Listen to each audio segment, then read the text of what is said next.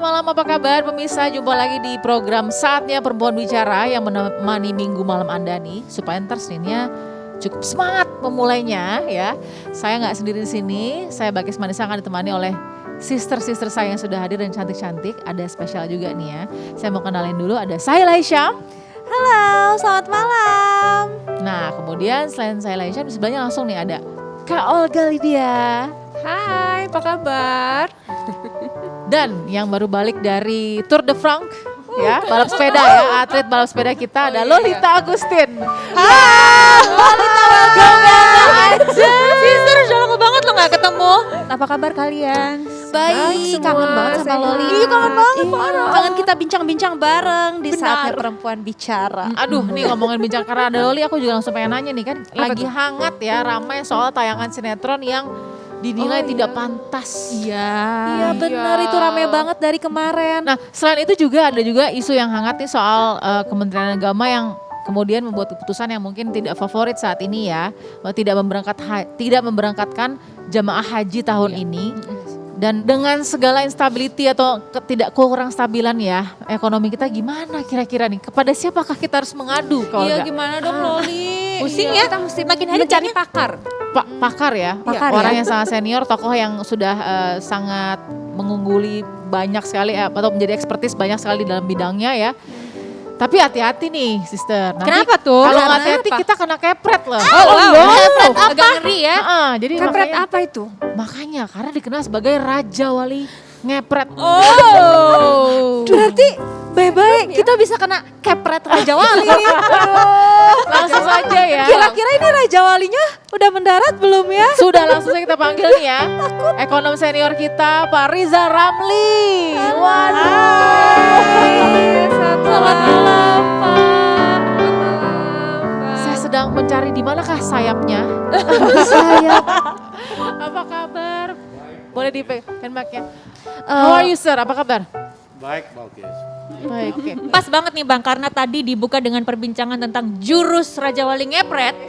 Aku jadi penasaran, sebetulnya asal muasalnya julukan itu muncul itu dari mana sih? Emangnya siapa yang mau dikepret sama Bang RR waktu itu? Lolita, saya waktu kecil tukang baca cerita silat.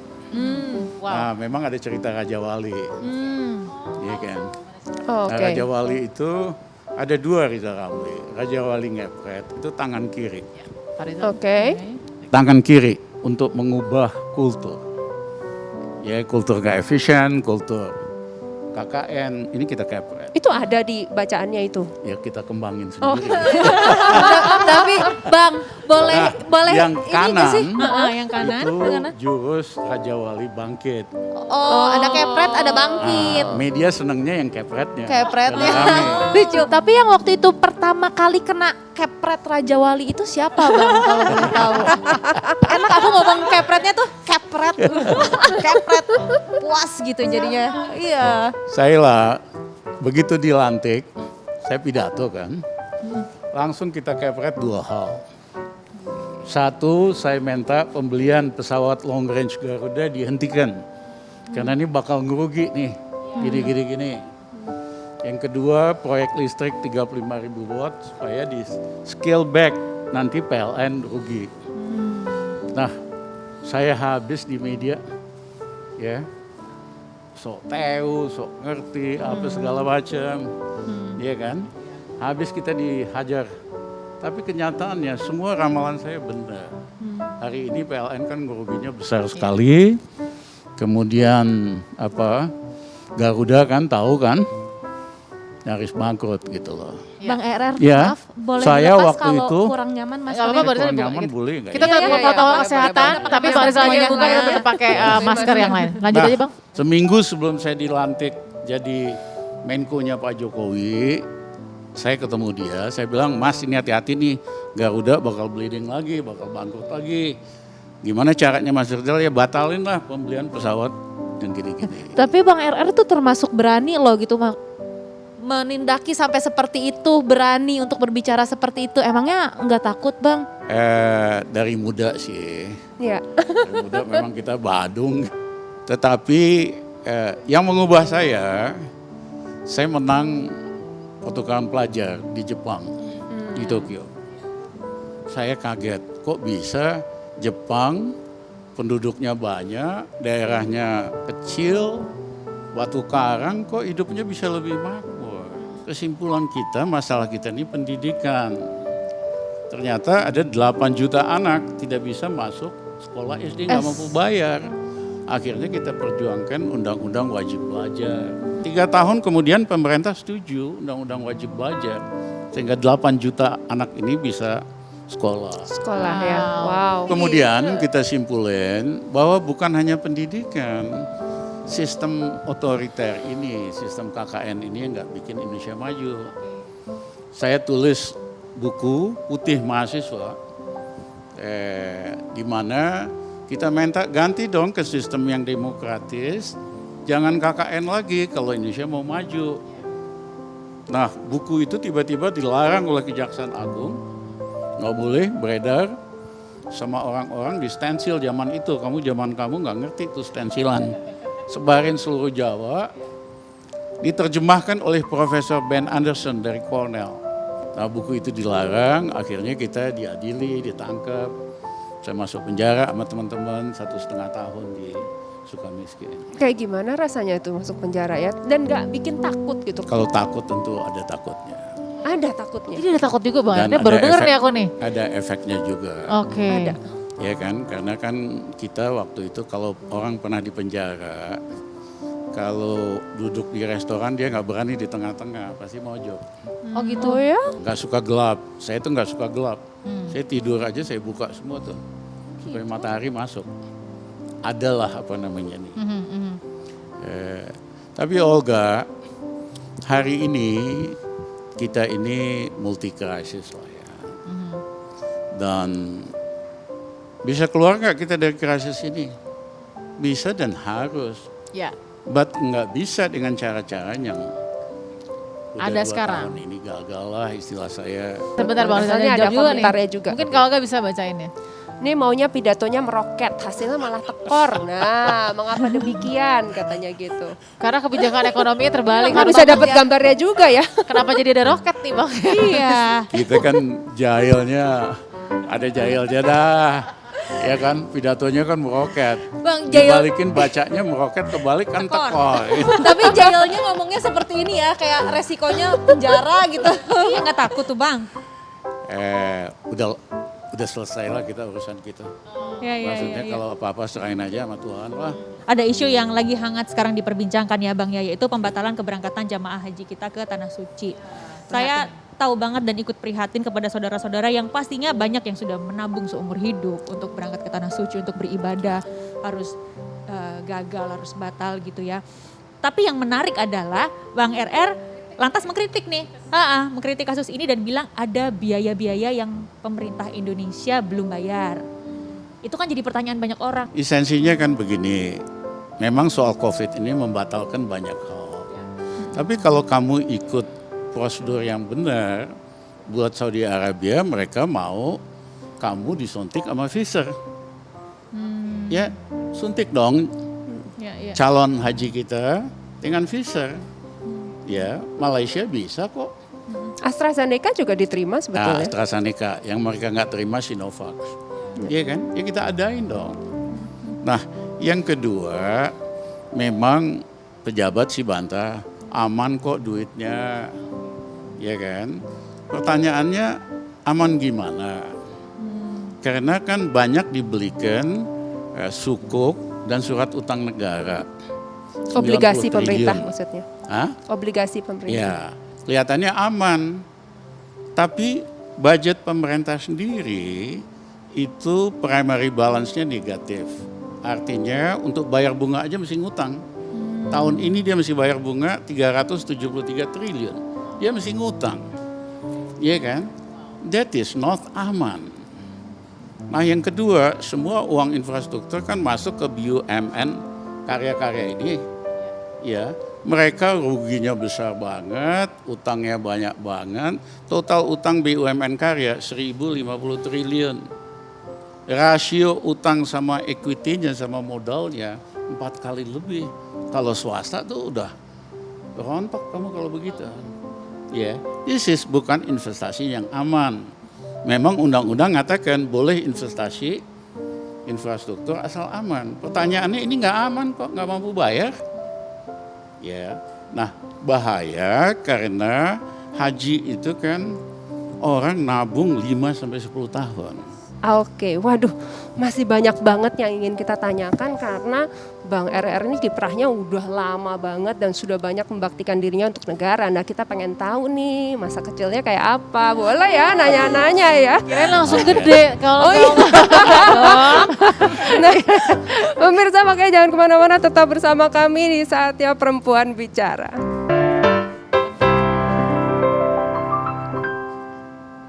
Halo pemirsa, terima kasih tetap setia di Saatnya Perempuan Bicara.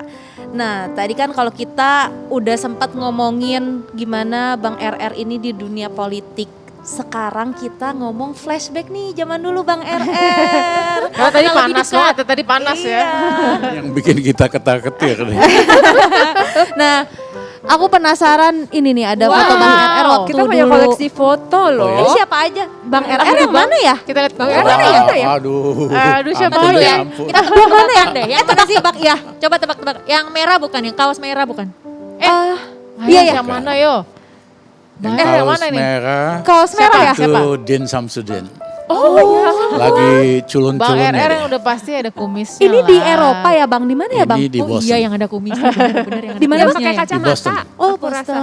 Bukan, Yes. bukan. Iya pakai Di Boston. kumis ya. Jadi Bang yang Bang mana, RR. Bang? Merah ya? Itu sini Din Samsudin, Wow. belah sini Mulia Lubis, Yes. itu profesor. Profesor Azumar Azumar Riaza. Azai. Oke, Ya, Tadu IN, Mulia Lubis, ya, Azumar ya. Riaza dan Pak Din Samsudin. Ya, Di tengah-tengahnya mereka lagi ada main Bang. ke Boston. Oh, Saya ajak ke Final Hall. Jadi Kayaknya ini di depan Final Hall. settingan main ke Boston ini cukup pakai kaos kutang sama celana pendek. Nggak usah gaya-gaya, udah begini aja. Yang penting. Bener iya. juga ya. Ada lagi Iya, ya yang tuh di fotonya. Boston pakai celana pendek Bang.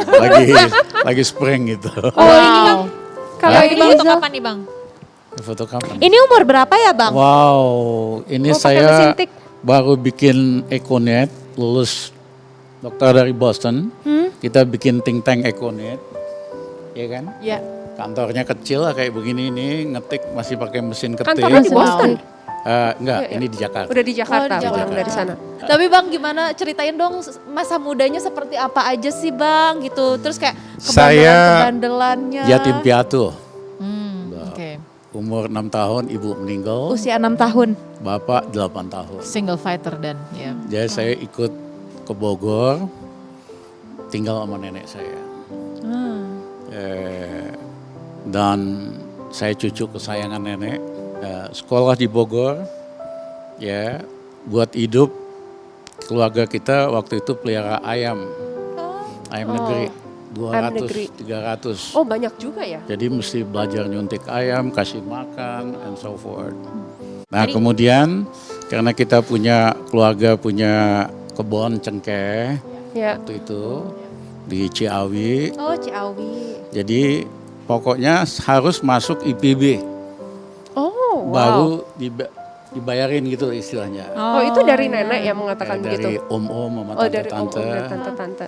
Ya, saya nggak mau. Saya dari muda itu dari SMP penggemarnya Einstein. Jadi saya punya foto dia lagi naik sepeda, ya kan. Pokoknya Oh, kumisnya itu pokoknya. Einstein tadi kumisnya. Oh ya ya ya. saya pengennya masuk fisika di ITB. Nah, tapi keluarga saya polosinya kalau nggak pertanian nggak dibiayain. Akhirnya saya diterima di ITB fisika. Saya kerja dulu balik di Jakarta, kerja di Kemayoran. Jadi mandor percetakan offset. Ngumpulin duit 6 bulan, baru kuliah di ITB. Ketinggalan kita 6 bulan. Nah 6 bulan pertama nggak ada masalah uang. Waktu Ya. itu juga murah kan biaya kuliah. Bisa makan. Udah hampir 6 bulan lebih kita mulai panik. Nggak punya uang. Ya, mulai dakdikduk kita. Akhirnya saya ingat, saya bahasa Inggris saya kan bagus. Karena saya belajar otodidak bahasa Inggris. Belajar bagaimana di zaman itu kan nggak ada Zaman itu Google nggak ya? ada buku, jadi dari setiap pagi dari SD Ketemu ke bule-bule. sekolah saya apalin 5 kata dalam bahasa Inggris. Wow. Oh, Iya kan? Jadi SMP itu vocab saya udah banyak. Kosakatanya. Bisa baca tapi nggak bisa ngomong. Akhirnya saya dengerin BBC setiap jam 6 pagi. Oh. Iya kan? Setengah 7 baru BBC baru kita jalan. Ya, ya, ya. Nah, akhirnya kita bekerja jadi penterjemah. Bahkan mahasiswa, tesis-tesis, dosen, ya kita terjemahkan dari bahasa Indonesia ke Inggris, Inggris Indonesia. Waktu itu Bang Nah. bayarannya jadi penerjemah berapa Bang? Iya. Lumayan sih. Masih ingat gak? Tapi mula-mula pada waktu itu, saya buat satu halaman aja butuh 1 jam lebih. 1 jam lebih. Tapi makin lama makin cepat, akhirnya kita cari anak ITB yang juga miskin, kerjanya ngetikin, Oh, tikin. kita bacain. Oh, jadi ada tim ya. Jadi Ya. honornya juga bagi-bagi Ya. jadinya, tapi kerja lebih cepat. punya karyawan loh. 10 menit udah jadi tuh satu halaman. Nah akhirnya kita kerja Jumat jam 6 sampai Sabtu jam 6. Cukup buat hidup seminggu, Oh. cukup buat pacaran. Oh, Dan sebagainya gitu loh. Oh ini penting, jangan Sampai lupa. Sabtu jam 6 karena jam 7 udah janjian. Benar. Enggak, itu honornya Nah. berapa Bang? Habis itu Bang, honornya Di- berapa Bang? aku udah lupa. Tapi pokoknya bisa hidup lah kita ya. Cukup buat semuanya loh. Habis itu di Bandung nggak ada sekolah internasional, banyak orang asing. SMP, SMA. Akhirnya saya organize dengan 3 teman, kita kasih mentoring. Bahan-bahannya dari universitas di itu, Michigan. Bahannya kita mentoring mereka history, matematik. Nah, bayarannya gede banget waktu itu. Kalau zaman dulu udah ada startup, mungkin udah punya jadi startup translator. Iya. Jadi kita bisa macam-macam lah, badung bisa, ngapain bisa. Saya nggak pernah kesulitan keuangan.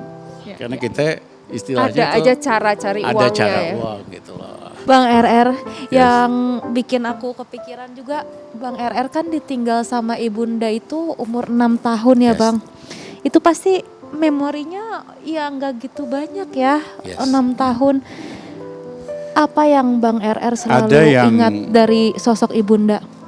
Warisan yang saya dapat, beliau tuh guru, pendidikan Belanda. Yes. Saya udah diajarin baca umur 3 tahun.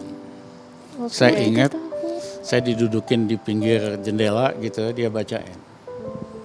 Itu warisan paling besar. Karena kemudian seneng baca, ya bisa dialog dengan semua tokoh di dunia. I thanks my mother for that. Hollandspreken tuh? Iya, Hollandspreken. Oh, Hollandspreken. Bapak Ibu Hollandspreken. Dan di Padang dia modern lah waktu itu. Naik sepeda perempuan. Iya kan nggak biasa gitu. Nah, Apa yang paling dikangenin kalau ingat ibu? ibu itu kan luar biasa. Kita ada kesalahan apa aja, dia just with love and forgive you for anything. Iya kan? Nah sekarang nih Bang RR, dengan segala orang-orang yang sudah pergi di belakang Bang RR, siapa sih orang yang bisa memotivasi Bang RR sampai terus menjadi seperti sekarang? Ya, saya banyak yang sebel loh. I know. Iya kan? Tapi rakyat biasa seneng kita banyak banget. Kerasa kok saya kan biasa naik ojek, naik taksi, naik bajai. You can see the warm feeling dan harapan mereka sama kita. Pak Ramli bikin sesuatu, do something. Wow. Iya kan? Kalau enggak, Harusnya kan kalau rakyat ngadu ke DPR dong, ke Oke. pemerintah. Kenapa Itu kamu- ngadunya sama kita. wah kalau enggak saya mencium bau-bau capres 2024 juga. Iya, kelihatannya begitu nih. Kayaknya sih gitu nih. Jadi maju apa enggak nih? Mau itu, apa enggak maju nih apa Bang enggak nih, Bang? jadinya? Itu pertanyaannya tetap sama. Gini deh, you decide. Oh, you decide. Oh, wow. Bang RR, kita mau mengucapkan terima kasih banyak sudah hadir di Terima sini malam kasih, ini. boleh terima Terima kasih untuk ceritanya yang sangat menginspirasi. Kami di sini merasa terinspirasi. Semoga penonton di rumah juga merasa terinspirasi. Terima kasih untuk insight-insightnya untuk kita semua. Dan yang terakhir saya mau mengucapkan terima kasih kita nggak kena kepret hari ini. Udah deg-degan. Selamat ya. Banget. Aduh, ketemu Bang RR ngeri di kepret. Ternyata enggak.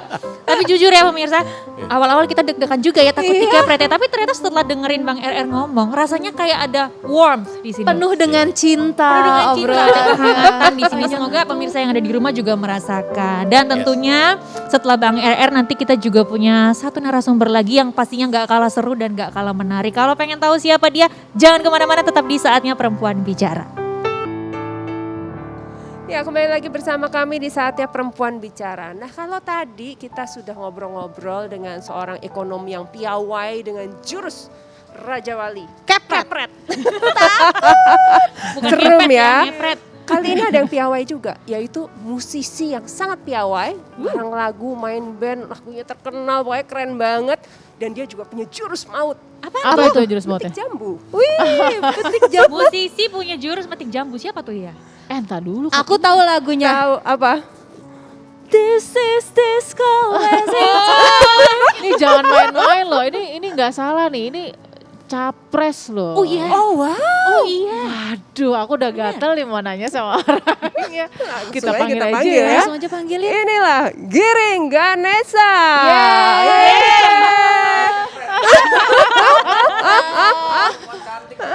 Wow. Aduh, Mas Giring. Apa kabar?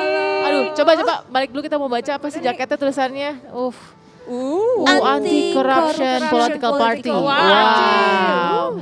Silakan Mas Giring, apa kabar? Baik dong, alhamdulillah. Alhamdulillah sehat ya. Sis semua sehat-sehat dong. Sehat. Soalnya kalau di PSI kan ngomongnya bro dan sis kan. Oh, sis iya. sama bro ya. Jadi sekarang semua manggil sis semua aman-aman sehat kan. Kita panggilnya bro dong kalau gitu. Bro, Bro, please. bro giring ya. please. Oke. Berarti bro capres. Boleh Bro aman. capres. Mantap. Tapi ngomong-ngomong soal capres itu kan sempat ramai banget ya. Ya. Ini capres, calon presiden, ini presiden Republik Indonesia atau presiden komisaris? Ayo. Iya nih Kak Giring, karena yang bikin aku bertanya-tanya ya. Wow, lumayan pede juga karena kan dari partai Kak Giring sendiri yaitu Partai PSI, Iya. Partai Solidaritas Indonesia. Partai Solidaritas Indonesia itu kan belum dapat kursi di DPR, tapi kenapa Kak Giring segitu pedenya Kak? Jadi gini, sis yang cantik, ya saya Giring Ganesha memang mencalonkan diri menjadi Presiden Republik Indonesia di 2024. Hebat. Karena menurut saya sudah saatnya ada yang mewakili generasi saya. Dan misalnya kita berpikir bahwa di masa depan tuh miliknya kita. Sedang anak muda sekarang ada dua pilihan. Ya. Pilihannya pertama adalah ya cuma jadi penonton aja. Ya. Penonton TV One, hura-hura terus nanti ngetit-ngetit aja. Sebagai netizen gitu kan. Iya. Atau mau benar-benar terjun menjadi bagian dari proses perbaikan bangsa dan negara ini. Jadi memang ini adalah rembukan kita bersama. Iya. Dan kita pikir bahwa memang sudah saatnya di saat semua calon presiden belum ada yang ngomong mereka berani mencalonkan diri untuk jadi presiden, yaudah langsung aja bro Giring sikat. Ya kita sikat lah kalau gitu. Oke. Nah, kenapa Kak Giring langsung memilih juga, wah saya oke siap di tahun 2024 untuk menjadi presiden. Dan ini kan deklarasi ini kan mengagetkan semua orang gitu loh. Kamu Termasuk kita generasi kamu juga muda. kaget. Kan aku Oh, juga wow. kaget. Pas aku lihat langsung ayam.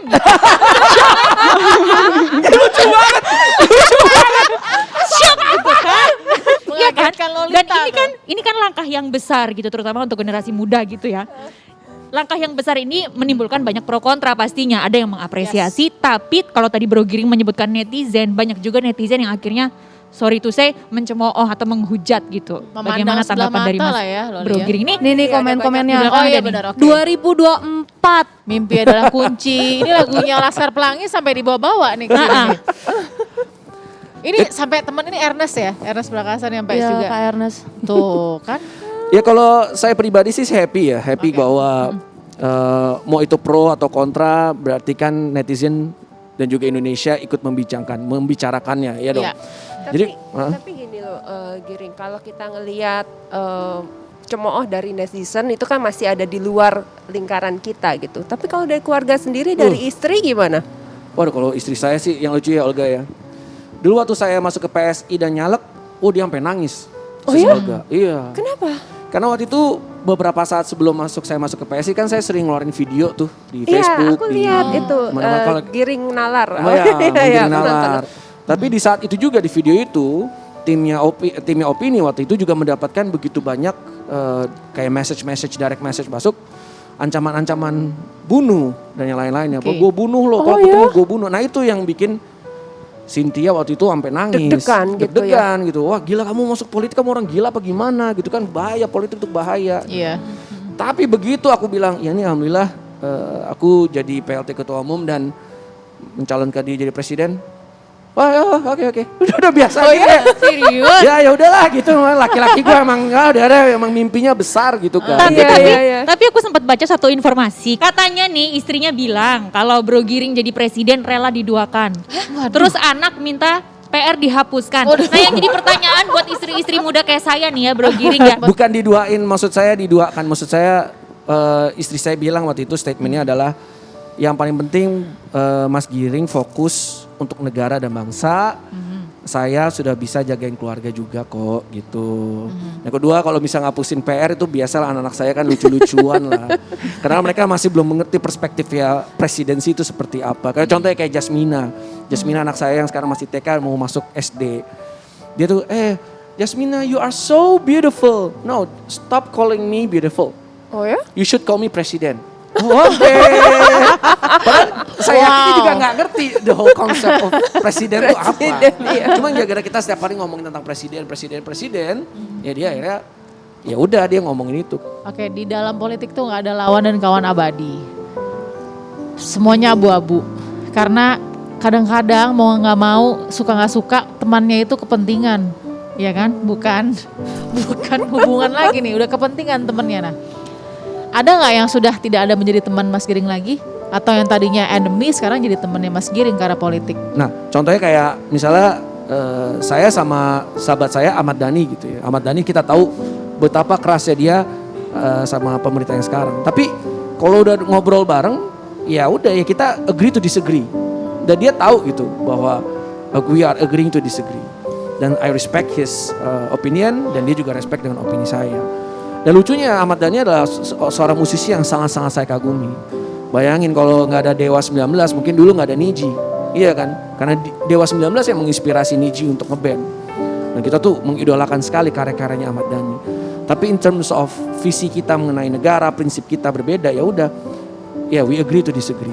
Oke, tapi ini kan jadi politikus tuh modalnya gede ya Lol ya. Pastilah. Kemarin kan Mas Giring sempat maju caleg. Nah, tapi nggak lolos.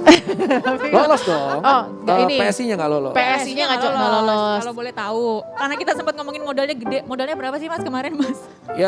Ya banyak sih, banyak. Tapi yang paling besar tuh lebih ke modal tenaga dan waktu sih. Ada Ini nggak nggak miliaran terlalu besar, rupiah ini ada nggak Mas relatif ya? Giring?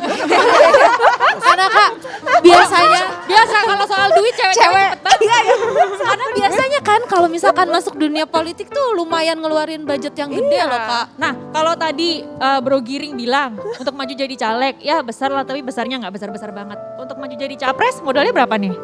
Lebih besar gede lah, dong. besar. Tapi balik lagi bahwa gue selalu ingat kata-kata Pak Jokowi bahwa dia waktu itu maju dan menang memang semuanya dari donasi juga gitu. Saya juga waktu itu menang, waktu itu saya jalan juga karena donasi. oh jadi caleg sempat ada crowdfunding juga Ada ya. crowdfunding. Itu yang paling benar di demokrasi. Kalau menurut gue ya, bahwa orang-orang yang mau berkontribusi, tapi kalau misalnya nggak bisa lewat tenaga, ya pasti mungkin lewat uang. Gitu. Tapi happy nggak sih dengan hasil kemarin walaupun gak lolos partainya di DPR? Oh, that's a good question ya. Nggak apa-apa Ya, jujur aja kalau soal kalau jujur, kita. jujur. Heeh. Ya sempat terpukul lah. Namanya juga manusia ya. Saya Ya. masa saya harus ngomong, wah enggak loh. Saya tegar. Gak mungkin lah. Saya kan Hectic stroke manusia gitu ya. normal gitu kan. Manusia normal yang karena waktu itu kan sebetulnya lebih sedihnya adalah melihat relawan-relawan Sobat Giring yang waktu di saat hari pemilihan umum dan quick count itu bahwa PSI-nya nggak lolos, terus habis itu Sis Grace pidato dan mereka menangis semua. Bahwa ini kan mereka perjuangan bersama, Iya. itu yang bikin saya sedih. Iya. Kak Giring, abis ini kita lanjut ngobrol lagi ya. Tapi setelah pesan-pesan yang berikut ini tetap di saatnya perempuan bicara.